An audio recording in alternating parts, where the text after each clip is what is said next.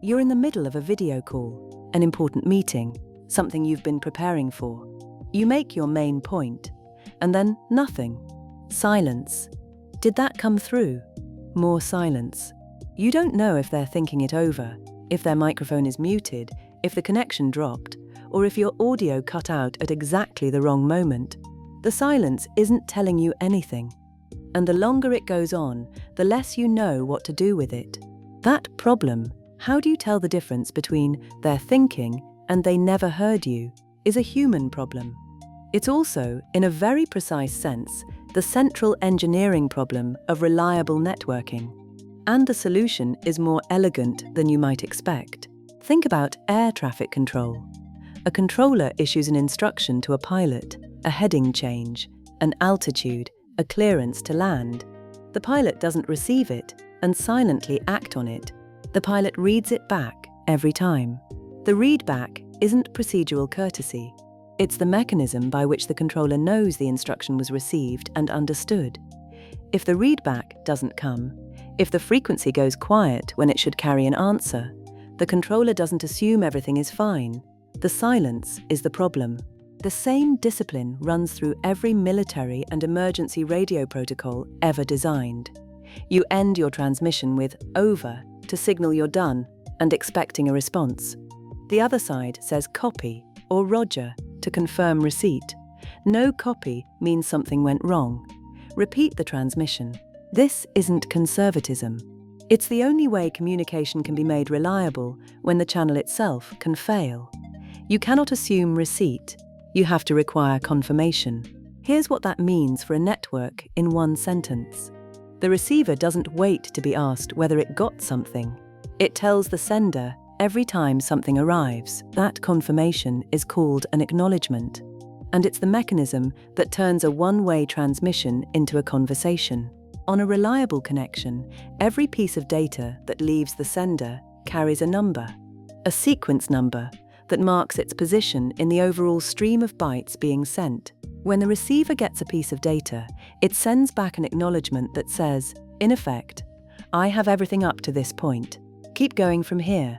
The sender, on its side, holds on to everything it has sent but not yet had confirmed.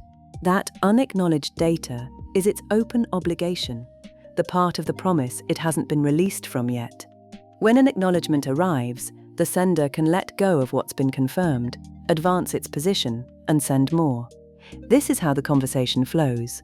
Not data in one direction alone, but data in one direction and confirmation in the other. Both streams running simultaneously.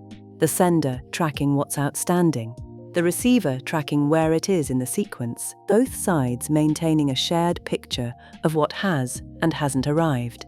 And now, for the interesting part. What happens when an acknowledgement doesn't come back? The sender waits. Not indefinitely. There's a timer running from the moment data is sent. If the timer runs out and no confirmation has arrived, the sender doesn't assume the data got through. It assumes the opposite. The absence of an acknowledgement is not a green light, it's a signal. This is the elegant reversal at the heart of reliable delivery. Silence isn't neutral. Silence means something went wrong.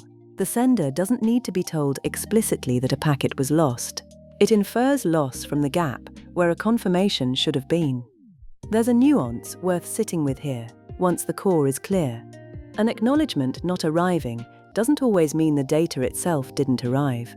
Sometimes the data got through, but the acknowledgement was what went missing. The confirmation was sent, crossed the network, and vanished before reaching the sender. The sender cannot tell the difference between these two situations. Both look identical from where it's sitting. Data sent, no confirmation received, timer expired. So it does the same thing in both cases, sends the data again. This means the receiver has to be prepared for duplicates. The same piece of data might arrive twice. Once because it genuinely was sent twice. Once because the first copy got through, but its confirmation didn't. The receiver handles this using the same sequence numbers. If something arrives that it has already confirmed, it discards the duplicate quietly and sends the confirmation again. in case that's what the sender was still waiting for. The whole system is designed around one assumption: the channel cannot be trusted. Data might be lost. Confirmations might be lost. The safe design is one that holds its obligations open until it hears, explicitly, that they're discharged. A reliable network doesn't have better hardware than a best effort one. The same cables, the same routers, the same links that drop packets and go down at inconvenient moments. What's different is the conversation running on top of it, the constant exchange of data and confirmation, the sender holding on to everything unacknowledged, the receiver flagging every gap, both sides treating silence not as nothing, but as information. That's what an acknowledgement is for. Not only to say, "I got it," to give the sender permission to let go, to convert the uncertainty of transmission into a state both sides agree on. Silence on a reliable connection is never empty. It means try again.